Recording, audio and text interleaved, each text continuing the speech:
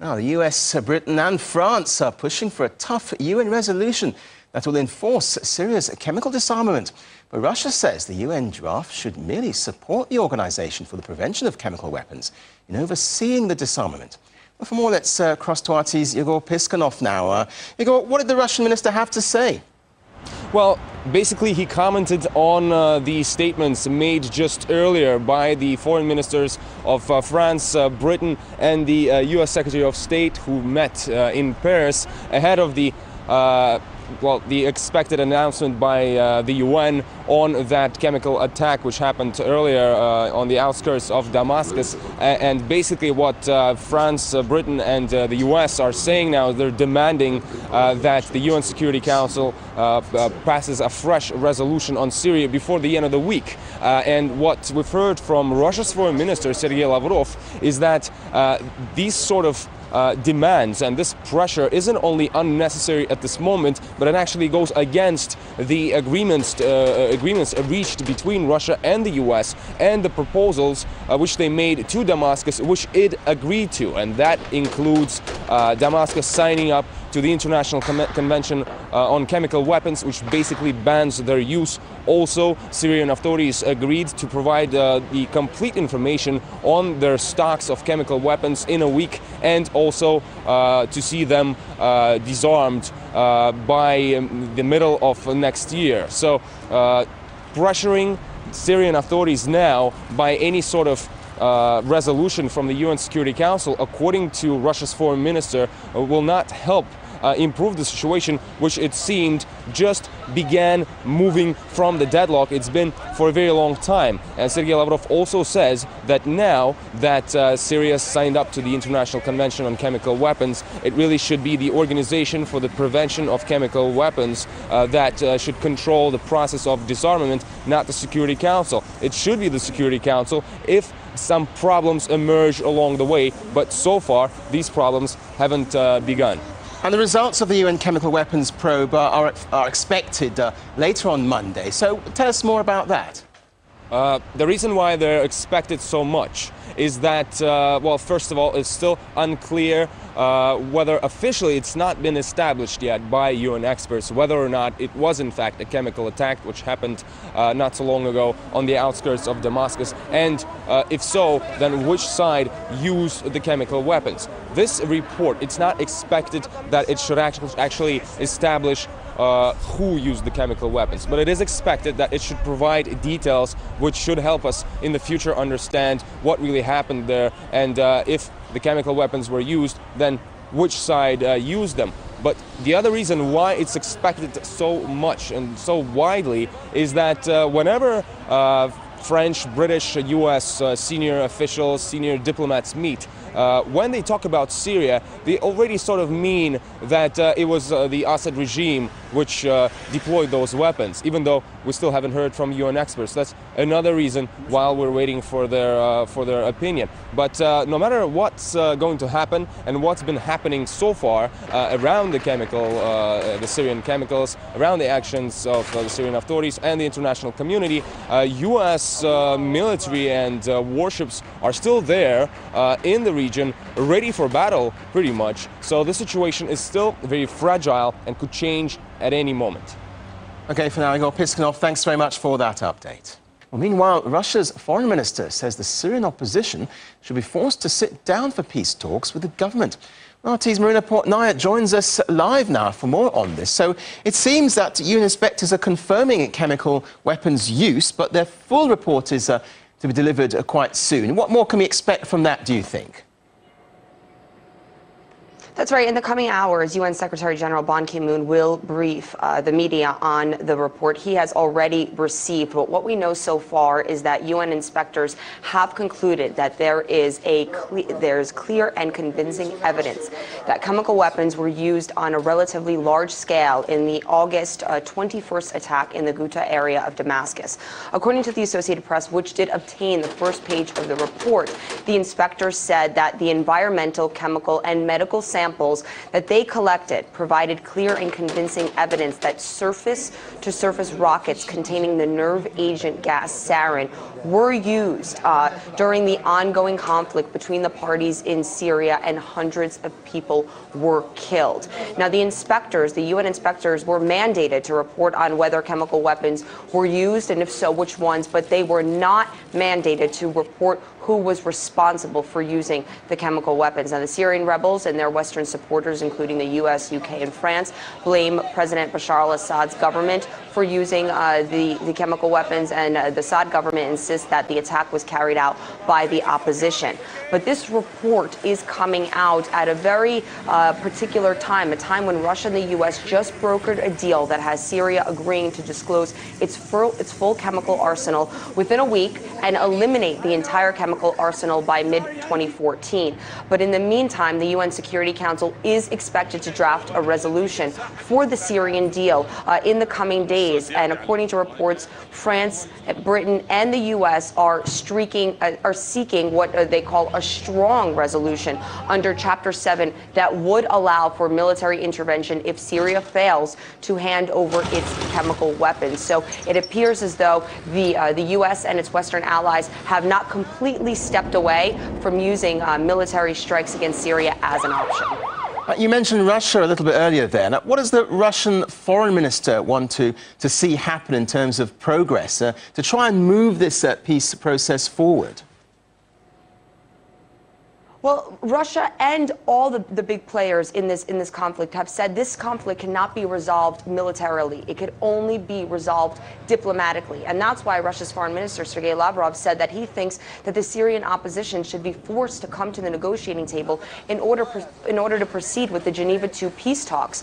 Mr. Lavrov said that the Assad government has already agreed to diplomatic efforts without any preconditions, but the opposition in Syria has not done the same. Russia believes that Western countries should be putting more effort in convincing the rebels in Syria to commit to the Geneva II peace talks, because thus far, as long as the threat of military strikes has hung over the issue of the Syrian conflict, Foreign Minister Lavrov believes that that has kept the opposition from coming to the table to take part in diplomatic negotiations. So if the U.S., Russia, the UK, France, all the big players involved in ending this conflict all agree that it could only end through diplomatic efforts, then Russia's position is to Western countries convince the opposition to finally take part in talks, in discussions, because the threat of military action can only exacerbate the problem for many more months to come. Okay, Marina Portnoy, live from New York. Thanks very much indeed for that update. Well, most of the world supported the Syrian chemical disarmament deal, which Russia and the US shook hands on in Geneva last week. But investigative journalist Pepe Escobar says Washington is trying to take all the credit for itself and downplay Moscow's crucial role in the diplomatic breakthrough. The Obama administration is trying to steal the credit for everything that's going on from the Russians, when in fact the Obama presidency was saved by this plan, which is not only a Russian plan. This is a plan that was discussed in detail, the Iranians, the Russians, and the Syrians, when we were on the brink of war, waiting to see what was going to happen. And even before Obama, in a last-minute ploy, decided to pass the ball to Congress. So the Obama presidency essentially was saved by the Syrians, the Iranians, and the Russians. And now they're claiming the credit for themselves. Well, the Syrian opposition will meanwhile get more help from Western governments, as announced by the French foreign minister and his counterparts from the US and the UK. And a British defence study has found that nearly half of those fighting against the Assad regime were either jihadists or hardline Islamists. Well, let's take a look at how the number of opposition fighters breaks down in that defence report. 100,000 rebel fighters are split into many different factions. These include al-Qaeda-linked groups with about 10,000 jihadists fighting amongst them. The hardline Islamists in Syria are similar, but they're focused solely on the Syrian war and not on the global Islamist struggle. Also moderate Islamists, which means that secular or nationalist fighters are in the minority. RT's Marina Fanoshna has been reporting from the front lines. Here's her report from a Damascus suburb where she's witnessed Syrian government forces battling the rebels. Now in Deraa, just a few kilometers from the central Damascus. It used to be a nice and beautiful, very picturesque town with a population of up to 300,000 people, but it's been torn by clashes between the governmental forces and the rebels for almost 2 years now. The result, you can see, everything's ruined, the residents left. The only people we can meet here are either the army or the militants they're fighting against. Hi guys.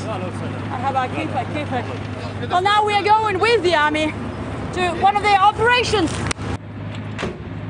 Deraa, south of the capital, is part of a powerful militant belt around Damascus known as Eastern Ghouta, the scene of recent fierce clashes.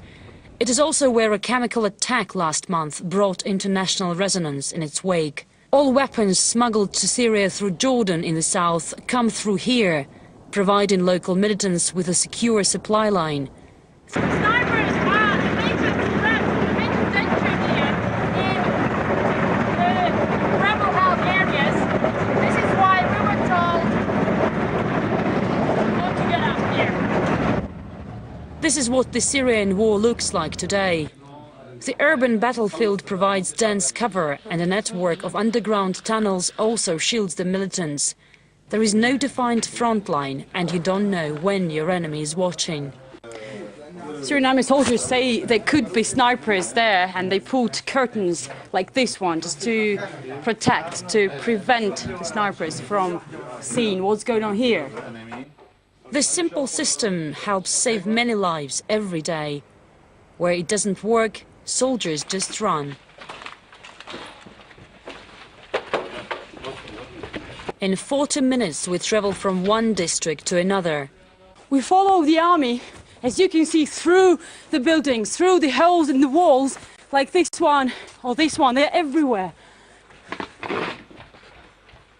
Sometimes we stop to take a look around, and you understand that it used to be someone's apartment.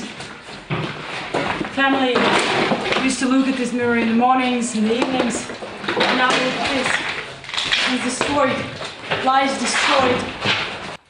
In this war, snipers are from both sides of the front line. Waiting is what they do most of the time. Waiting for the enemy. An officer shows me the map they update every day. This is where we are. The militants are in this big building. The army liberates the town street by street, building by building, very slowly and very carefully. We always just address militants to surrender their arms, promising they'll be safe. Sometimes they leave their weapons and try to escape, but sometimes they refuse, and we have no other choice but to fight them. An American strike seems to be on the back burner, at least for now. But Syrian civil war goes on and on. Marif Noshnati, Damascus suburbs, Syria. Well, you can follow Maria on Twitter. She has the latest updates from the fighting in Syria. Right now, she's tweeting about what's going on in the battles around Damascus. To be in the know, follow us online. Well, Western governments are blaming the Syrian government for the deadly chemical attack in August. But now the country has agreed to get rid of all such weapons by the middle of next year. Let's take a look at where these stockpiles are believed to be stored. Well, here we go, the map coming up here. You can see how the ongoing conflict has divided the country into rebel-held and government-controlled areas, with some places still hotly contested. The rebels have been strongest in the north of the country, an area where a chemical weapons storage facility is also believed to be located. The rebels could have already had a chance to grab control of some of those stockpiles. Well, the imminent threat of the US attacking Syria may have been put on hold with a disarmament deal. But as RT's Lindsay France reports, some American companies have billions of reasons to see their country go to war. Raytheon is the manufacturer of the BGM-109, better known as the Tomahawk missile. Individual units sell for around $1 million. It's been the weapon of choice for the U.S. military and has been used in each of America's conflicts over the past 20 years. Raytheon is the largest manufacturer of guided missiles in the world. Statistics from the Wall Street Journal show the company raked in more than $20 billion in arms sales in 2010. It's already delivered 252 missiles this fiscal year, and engagement in Syria would likely mean a future increase in Tomahawk orders and profits for Raytheon. Its share prices, when talk of a foray in Syria intensified, reflect that. Between April and August this year, stock surged by a third. Another big shot in the world of weapons, Lockheed Martin, the biggest arms maker in the world. In 2010, it grossed just under $3 billion. Think advanced combat, missile, rocket, manned and unmanned systems, as well as aeronautics. In 2012, it reeled from the U.S. budget sequestration and fiscal cliff. Just before the last presidential elections, Lockheed threatened to lay off vast amounts of its 123,000 employees. The White House intervened, and Lockheed Martin backed down. Again, a stock surge with the beat of war drums. Then there's Boeing. It's not only concerned with passenger aircraft like the 747 or the Dreamliner. Just under half of the company's total sales in 2010 came from strategic missile systems, GPS, and electro-optical systems, all potentially used in Syrian conflict should Washington decide to act. And to tie it all nicely together, it pays to look at the top 3 contributors to federal candidates, parties, and outside groups: Boeing, Lockheed Martin, and Raytheon, all shelling out nearly $3 million each in the 2010 election cycle to people who make or break U.S. foreign policy. The numbers can't be ignored. The more conflict America engages in, the more money can flow into these companies' coffers. The talk may be about saving the world from tyrants, but the actions and the figures also point to big money.